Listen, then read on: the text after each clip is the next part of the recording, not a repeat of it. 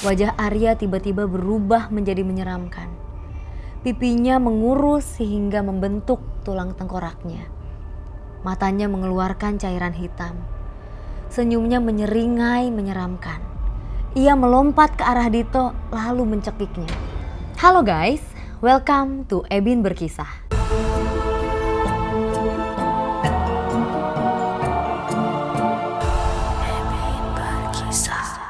Hari ini aku mau bacain cerita mistis lainnya dari dunia musik.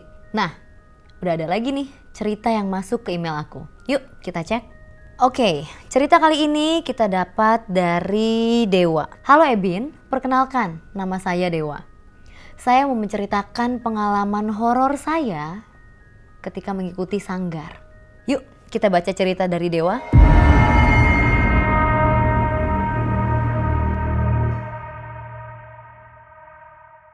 Tiga tahun yang lalu, Dewa adalah seorang guru musik tradisional di sebuah sanggar. Dalam waktu 1 bulan, ia mempersiapkan anak-anak didiknya bermain musik gambang kromong untuk mengikuti sebuah lomba kesenian. Suatu hari, salah satu murid Dewa yang bernama Arya meninggal karena sakit yang dideritanya. Dewa merasa sangat kehilangan karena Arya adalah salah satu anak kesayangannya.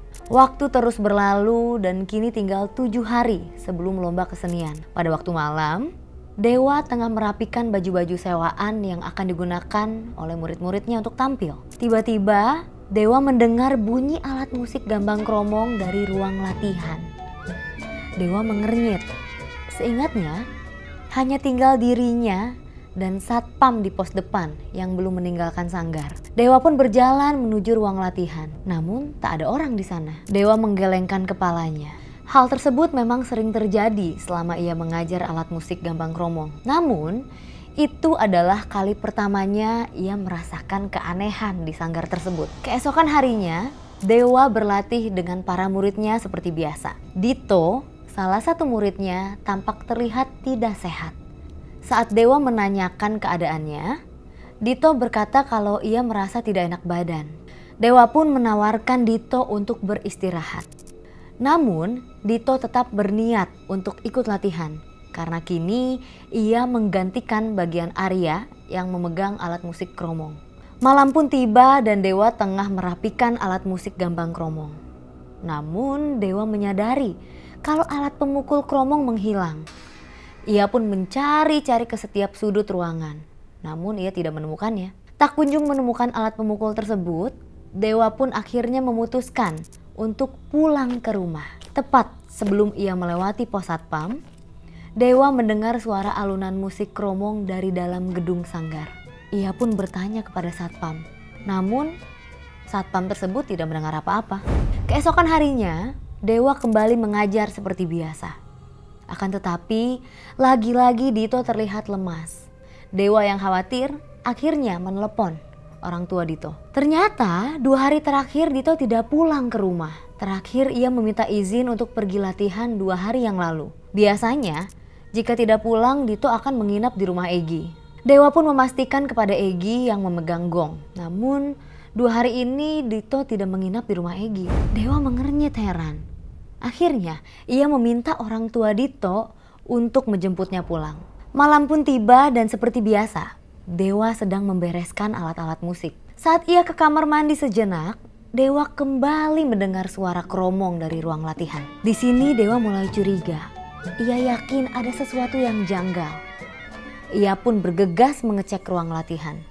Dewa terkejut melihat seorang laki-laki yang membelakangi dirinya sambil memainkan alat musik kromong. Dewa pun perlahan mendekati sosok tersebut. Dewa terkesiap ketika melihat ternyata yang memainkan kromong adalah Arya. Wajahnya pucat pasi dan tatapannya kosong. Ia memainkan kromong sambil menatap lurus ke depan. Dewa mengerjapkan matanya berkali-kali, tidak menyangka kalau yang berada di hadapannya adalah Arya. Namun bagaimana bisa? Dewa sebenarnya tidak takut dengan hal-hal yang berbau mistis. Namun melihat arwah anak didiknya sendiri di hadapannya cukup membuatnya diam-diam jadi ketakutan. Dengan ragu, Dewa mencoba memanggil nama Arya. Arya menoleh ke arah Dewa dengan tatapan kosong dan berkata, "Kenapa harus Dito?" desis Arya perlahan. Bulu kuduk Dewa merinding mendengarnya. Itu bukan suara Arya, melainkan suara anak laki-laki lain yang sangat familiar baginya. Perlahan Dewa duduk di sebelah Arya. Ia memperhatikan gerakan tangan Arya yang memainkan musik kromong dalam diam. Dengan berhati-hati, Dewa bertanya kepada Arya, kenapa ia berada di sini? Masih dengan wajah yang datar, Arya menjawab, ia tidak sudi tempatnya digantikan oleh Dito. Maka dari itu, ia datang setiap malam untuk berlatih. Ia membanting alat pemukul kromong dan menoleh ke arah Dewa yang tiba-tiba membeku. Arya menangis sesegukan. Ia berjalan menghampiri Dewa, lalu menunjukkan memar pada beberapa bagian tubuhnya.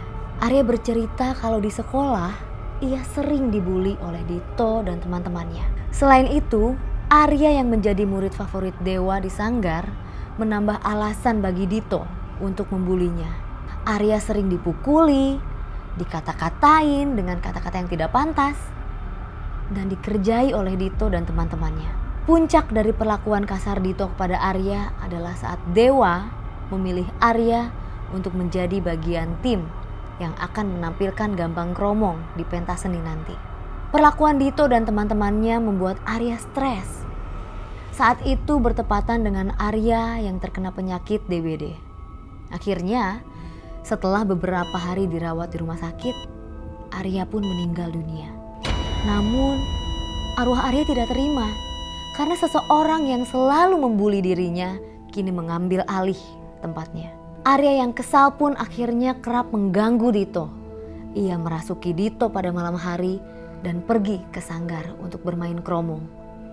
Ia ingin semua orang di Sanggar mengetahui kalau ia tidak pergi kemana-mana dan akan selalu ada untuk mengawasi tingkah laku mereka, terutama Dito dan teman-temannya.